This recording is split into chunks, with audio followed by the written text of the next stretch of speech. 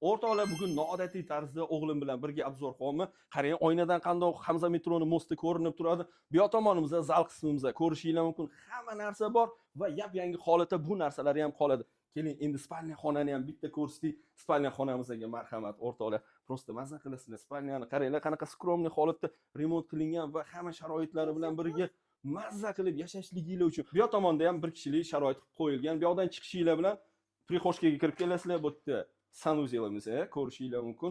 Sanuzeldan chiqdinglar, общий prixoshkasi, podyezddan kirish qismi, stroyniy shkofgacha bor. Hozir kaka ham beramiz o'g'lim. Kelishinglarda bitta bu yerda hojatxonasi va to'g'riga kirib kelsanglar, mana shunaqa chiroyli va shinamgina kuxnyamizga kirib kelasizlar. Hozirda qo'lingizni og'zingizga solmang dedim. Xo'p, jonim.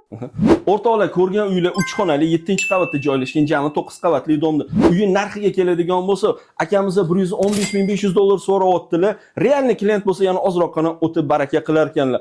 Hurmatli kuzatuvchilar, bemalol akani o'zlariga aloqaga chiqib, savdo qilib olsanglar bo'laveradi. Uyi egasi to'g'ridan-to'g'ri siz bilan birga. Lokatsiyani ko'rdinglar, mazza qilib, farzandinglar uchun investitsiya qilib qo'ysanglar, mazza qiladigan joyda va duoylarda bizani ham eslab qo'ysanglar bo'ldi. Uy-joy siti bilan hamisha oson va qulay.